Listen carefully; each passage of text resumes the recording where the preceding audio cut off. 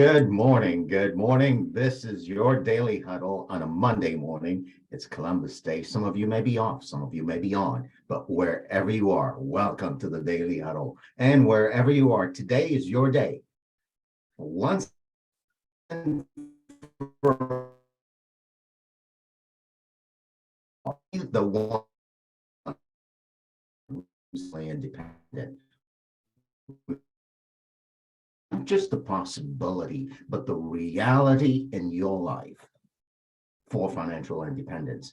I've got a quote to begin the day. It's from this gentleman named Spike Milligan. And Spike says this: all I ask is the chance to prove that money can't make me happy.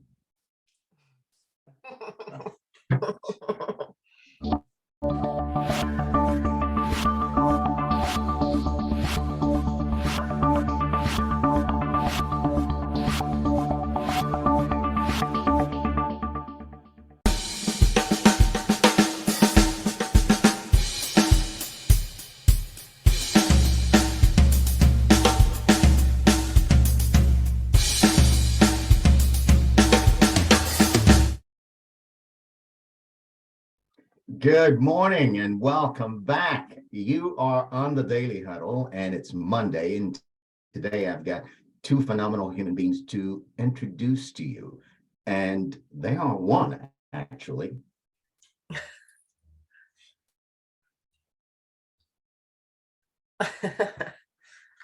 of the Daily Huddle and the owners of today, your day, to connect with money and create a powerful and empowering relationship with money. So welcome to the Daily Huddle. Before we sink our teeth into today's conversation, which is all about financial independence, let's anchor ourselves here and now. Good morning, Giovanni. I have a question for you, my friend. Are you there? Where are you? I am here, right where I need to be. You are here, right where you're I supposed need to be. to be. Thank you, Giovanni. Good morning. And who are you hugging today, my friend? I am hugging a client of mine today. Oh, that's awesome. That's awesome. Everybody needs a little bit of oxytocin, and hugs make it so plentiful. Welcome.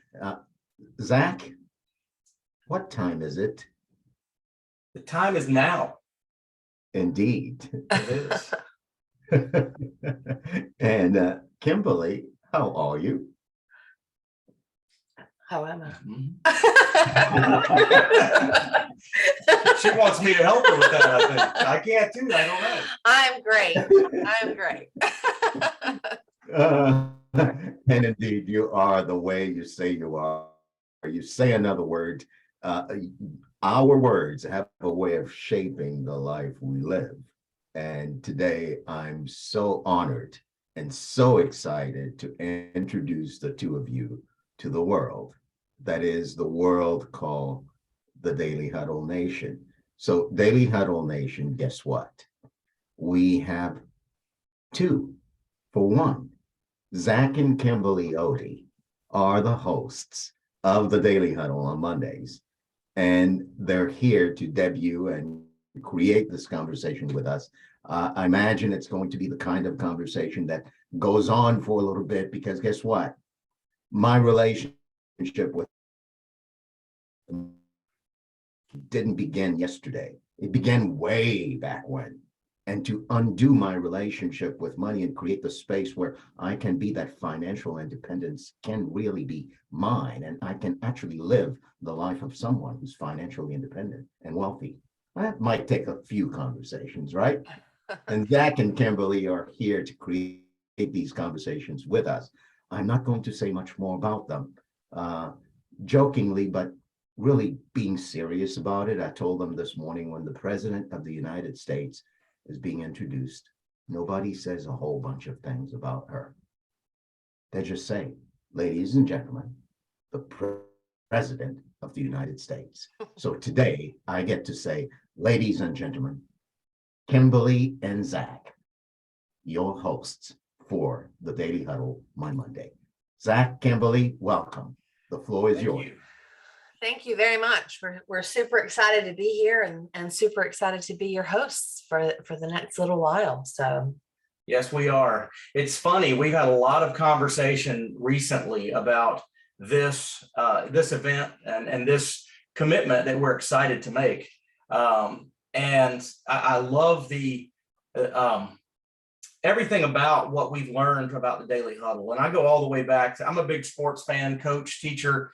We've talked a lot about who we should be and what this should look like from our chairs out into the world. And we've decided it's going to be real and we're just going to be who we are, right? Not a lot of scripting, not a lot of, and we will plan and be prepared to deliver what we feel like are important messages. But, it's funny watching football this weekend and thinking about huddles. It's really it's an indicator of a pro style offense in football is they overuse the huddle. They make sure before they execute a play that they huddle before every single time that the offense steps up to the line. And I think that's very telling of the name and of what we're attempting to accomplish here at the Daily Huddle is before we step out into life on a daily basis, we want to huddle up and make sure our mind's right, make sure our thought processes are where they should be so that we can go into life like a pro style instead of doing it from a different level. So we're excited to be here, excited to be a part of this and are very, very much in the moment. And that's what we want you guys to do. Just take a few minutes out of your morning and be here right where we are and let's make a mark. Let's make a difference in some lives. So I know that Kimberly's worked on several things. We're going to bounce back and forth. She's actually sitting right here. So we're so close to each other. And so I'm actually, if you see me muted, I'm using her microphone. So we don't have a lot of feedback. And, we're just getting started on this side of the technology play here, but we're glad to be here again. And we've got some great things to start with today, talking about financial independence. A big fan of independence and a big fan of personal responsibility and understanding where we are is a reaction. It is a cumulative position from the reactions we've had to our circumstances, not to the circumstances themselves, but how we react to those circumstances. So that being said, let's talk about that and where we are and what financial independence means. I think we asked that on the flyer, right, on the pre-meeting, just to let everybody know that was going to be on here to think about that. What does financial independence mean to you? And it may mean something different to everyone. There's a lot of information out there about this, but we're going to talk you through what it means to us and what we want to educate our clients and folks on from that perspective. And I'll turn it over to Kimberly for just a few minutes and just sit here and look good, right? I'm the arm candy in the relationship. So. Oh, there you go. Here we go. The dad jokes are starting, right? Yeah. Well, again, we're super appreciative to be on this as hosts and are excited to deliver hopefully some very meaningful content to all of you guys. I want to start with saying October is financial planning month. So for us, this is perfect timing to really go out and cast this out on the internet and really have those conversations about what is financial planning? What is financial independence? What does that mean? And is it really possible? Every single family that we sit down with, when we talk to them, about starting their plan and starting their initial conversations, we talk to them about their goals and their dreams. And it's funny because some people are like, oh, I've never really thought about that before. But I think when we start talking about financial independence and we really dive into who we want to be when we grow up, right, because we're all still growing up, then we have to wrap our head around what does that look like. So every single time, and you could ask any client that we've ever had or any person that we've ever trained, every single time we start that conversation with, if I had a magic wand and I could wave it and tomorrow looks exactly like you want it to look like, what is that? because I really want people to stop and think and dream about their options and their possibilities, right? It's not the question of how much can you afford to set aside, because without those goals and those dreams, it doesn't really matter, right? Money doesn't motivate people. Those experiences and those dreams and those goals do. So I would challenge you all to take a minute and think, what does financial independence mean to you? But instead of taking those words that sometimes feel really big and daunting, right? Like, oh, that's something I could never do, is to take it and distill it all the way down to wave that magic wand and really allow yourself to take a minute and allow yourself to dream, to see what that does mean for you. What is financial independence? What does your tomorrow look like? If you could truly design that, what does that look like? A lot of times when we're talking to people, some people have these amazing dreams and they can paint a picture like you've never seen before, right? And other people, they can't, because their whole life is just getting up, going to work, coming home, feeding the kids, going to bed, getting up, and that's just where they are in their financial journey. And both of those are very valid, and both of those are very real. So I tell people, if they can't dream, if their goals aren't there, then pretend like you were a kid.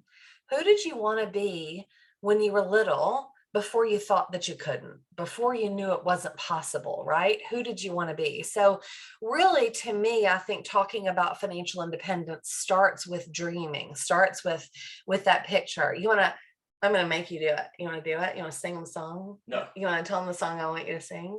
I have no idea. Yes, you do. Paint a picture, remember? Oh yeah, it's a country song. I'm sure he's not going to sing. Not going to sing for you this morning. Maybe another day when I'm prepared for that. Haven't got the morning voice ready to go, but it's a Tracy Lawrence song. It's called "Paint Me a Birmingham," and he does a really good job of painting a picture. And that's what we use that example of. If you can paint yourself into your future, what would it look like? And we really want people to see that in a positive light. We have a tendency to get stuck, especially with the way things are going right now. All the information that we receive, and that's why it's important to be right here, right now, because when we leave this moment, we're going to start receiving all these negative inputs that are coming at us. So just get good at painting the picture that you want to be in. And like we said at the very beginning, how are you? I am exactly how I say I am. And that's the important part about what Kimberly's talking about. Your mindset, it matters. So anyway, we are going to have Zack sing at some point in time, I promise you. Even if I have to record it and just share it from my phone, it will happen. So anyway, I would challenge you to really think through, what does financial independence mean to you? What does that mean for all of us? It's going to be different, right? So I want to talk about now the stages. I'm going to share my screen. And I'm super tech savvy, so you'll have to just give me half a second. I think, there we go. Okay. The 7 levels of financial freedom. And I'm just gonna, maybe I'll do the first 3 and then you can do the rest. I'm here for you. Sound Let's rock good? and roll. Awesome. So the 7 levels of financial freedom and financial independence, like we talked about just a few minutes ago, is different for everyone. Where are you in your journey? Because it's definitely a journey. It's not a destination that you wake up one day and you've achieved it, right? You've checked off your bucket. I think it's always ever changing. So the first step of any journey is clarity, right? You figure out where you are financially and where you want to go. You really wave that magic wand and you think about your goals and dreams, and you think about what that future looks like. The second level of financial freedom is self-sufficiency, right? You've moved out of your parents' house and now you can cover your own expenses. So you're not relying on anybody else to pay your bills, and you have that sense of pride, right? Where you can stand on your own 2 feet. And then the next level is breathing room. We all need breathing room. We all want breathing room because it allows us to think bigger. It allows us to do different things because now we're not so stressed. So you're saving some money. You're no longer living paycheck to paycheck, and you might can go to dinner and not be upset about it, right? And really have those moments. You want to pick up and take over? It's kind of weird because you're not beside me, so I can just hit you. Right. Well, when it comes to stability, that's where most people spend their working lives. And I think that's one of the things that we want people to really realize is that because you're stable doesn't mean you should stop growing. And we'll talk about that in just a few more minutes. But that just means that you're able to make ends meet, right? A little bit better than paycheck to paycheck. No debt that's outstanding, and you've got an emergency fund set aside. One of our levels of our planning process is that emergency fund. And that's when we start going from saving for emergencies or protection to going into long-term wealth accumulation.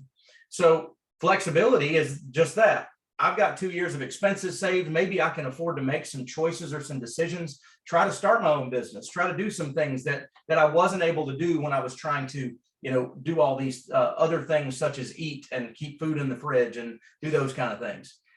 And financial independence is what we talk about. And what I want you guys to understand is basically, in a nutshell, financial independence is being able to live off of the income from your investments, meaning that money for the first time in your life is working for you instead of you working for money. And that's something that when we look at it, I mean, the average 401k in the country still has somewhere less than $60,000 in it. And that's a scary number, considering that the average income is right around that same number, which means the average person could retire for 1 year.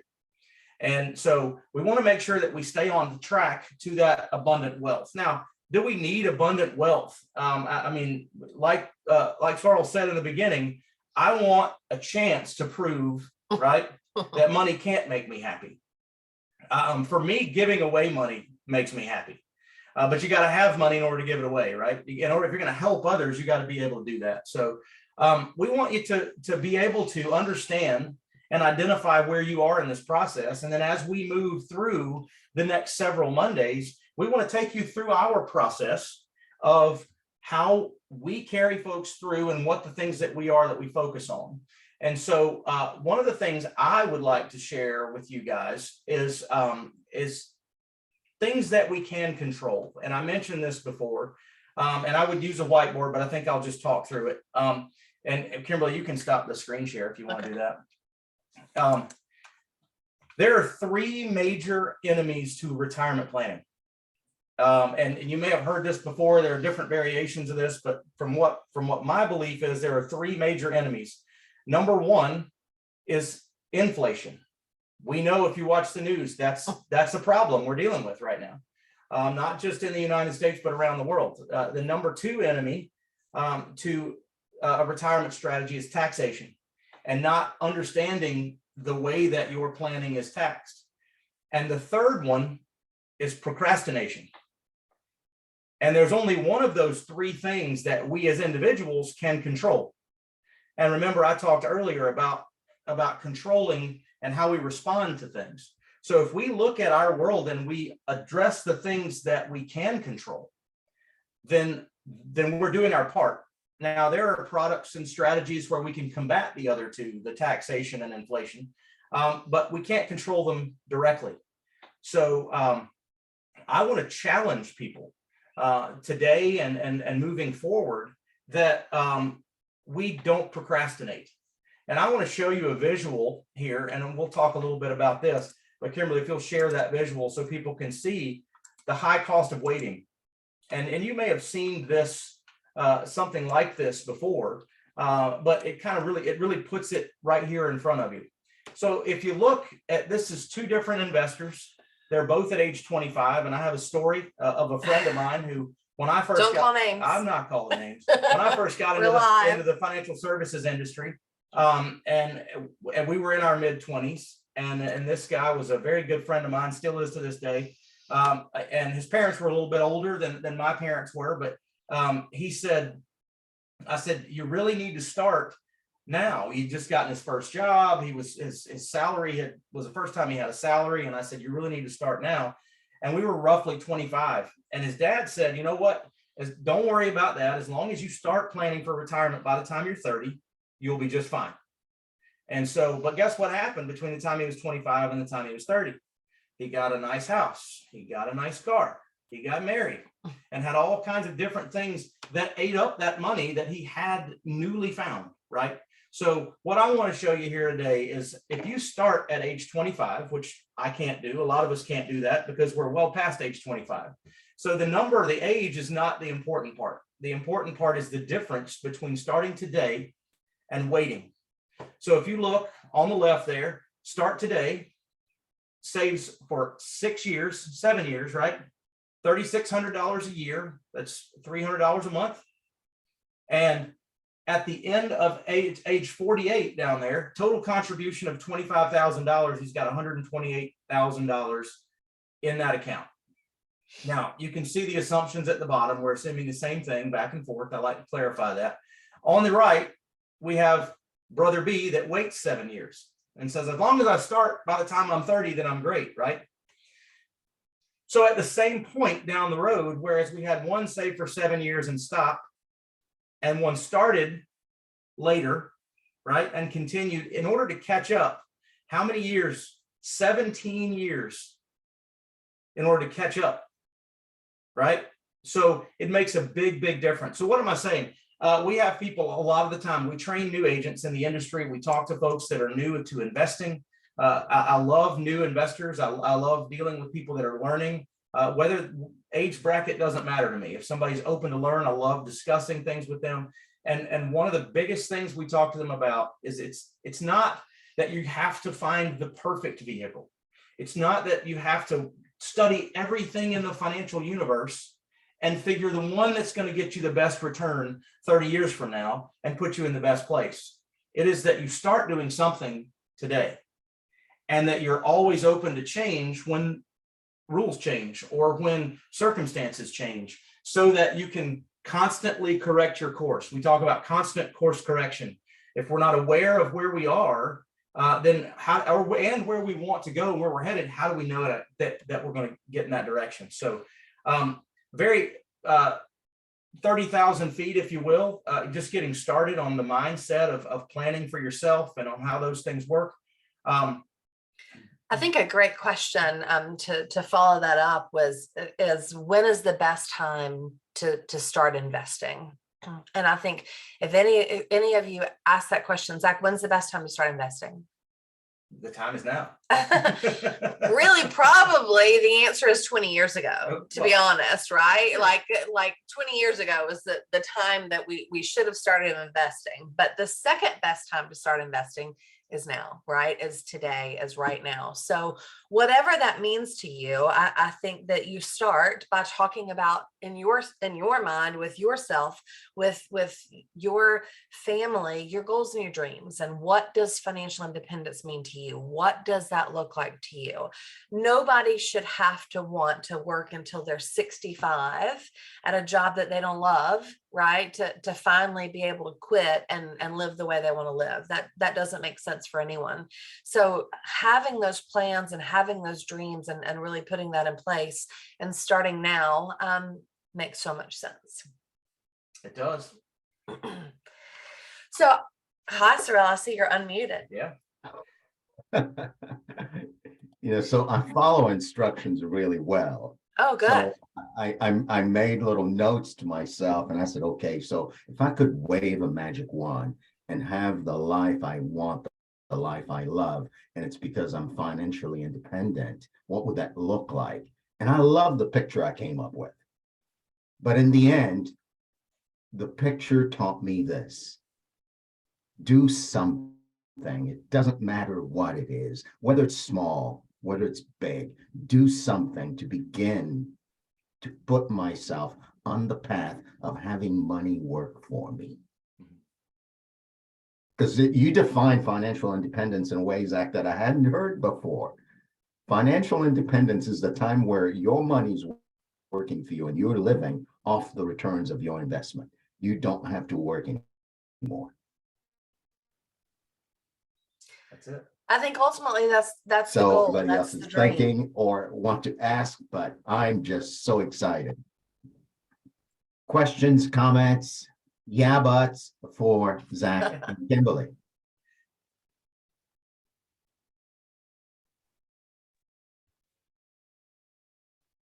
Good I morning, can't Gio. believe- Come on. Awesome. Well, first, so great to see you guys, Zach and Kimberly. And one of the things that I was thinking at the beginning of the conversation was a little bit of maybe you guys already had some background for us and what you guys already shared it, and I wasn't on that episode, but I'd love to hear a little bit about you guys. Because I see the shield and I see the swords and I see that all these things, and I wanted to get a sense of your background and a little bit of piggybacking on what Sorel was saying. The chart, the 7 stages of financial freedom, I really liked it. I truly love that, and I haven't seen it with that kind of the word I'm looking for, I don't know what it is, but the experience is a little refreshing, given that it's not as confronting as it usually is, like, where is your number? But the way I saw it is where is your experience of life right now? Like, are you able to get appetizers right at this point of your life? Are you able to go to Mexico, or you are spending the weekends at the park? They're just two different, and so I loved it. So I'm gonna be quiet now. What is your background a little bit? Well, I'll let Zach talk about our background in just a second, but I just wanted to answer that to you. I feel like that slide was almost simplistic. I think for me in the financial planning world, it can become very uncomfortable, right? People don't understand how money works. People don't know the questions to ask. People don't think they have enough money to ask questions.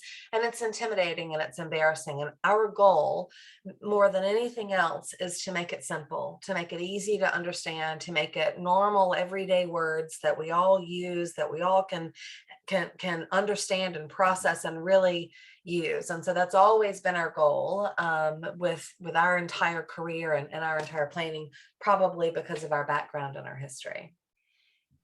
Absolutely. I mean, we both come from the background. We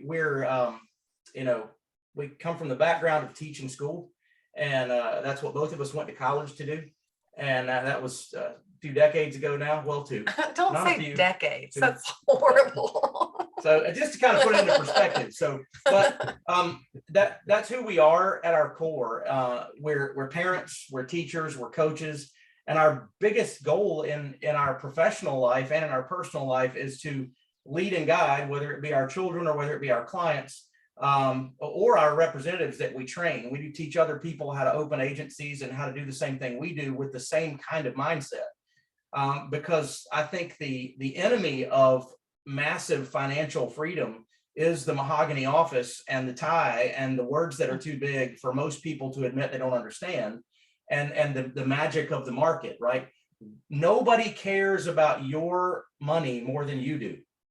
So if we can't teach you how to understand your money and where it's going, then you're not going to stick with that plan. The next time somebody comes around that says big words and seems smart, you're going to feel less secure in your own decision making. So that's a big part of teaching and coaching and what we do. But our background is simply that. We have been teachers and coaches. We shifted from teaching kids in middle school to teaching adults in finance, and we continue to approach that the same way. The things on the wall behind Kimberly are some of the keep them in line.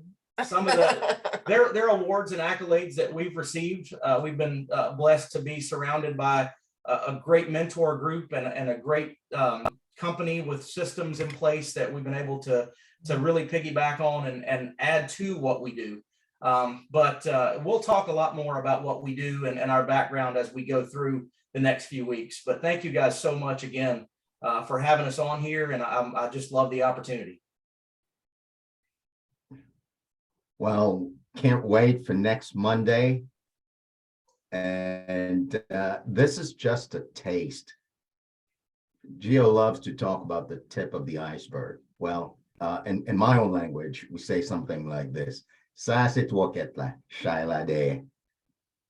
And that means, man, from where this is coming from, there's so much more that you can't even fathom it. You can't even imagine it. And so I'm excited for the journey that we've begun today.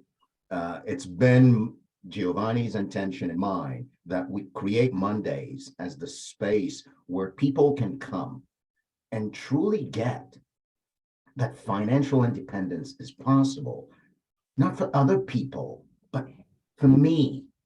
That's our commitment for Monday. And not only that it's possible, but that you're going to be guided lovingly, caringly, meticulously, in such a way that you become confident that you can make it happen for you and make it happen for your family and for the generations to come.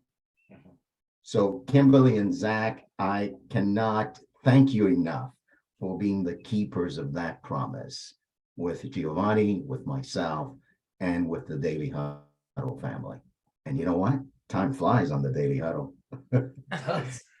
And so the show ends today. I will end as we usually do with our 7 tenets. Love, laugh out loud. You know, the kind of laughing that makes you cry and makes you grimace and makes you look the way you don't want to look. That kind of laugh. Eat mostly plant-based. Stress less. Give. Sleep, rest, and move. And last but not least, check yourself before you wreck yourself. Money Mondays is here for you. The Daily Huddle every weekday is here for you. We'll see you tomorrow with Vince and Roland for health and well-being. Ciao. Bye, guys. One love, guys. One love.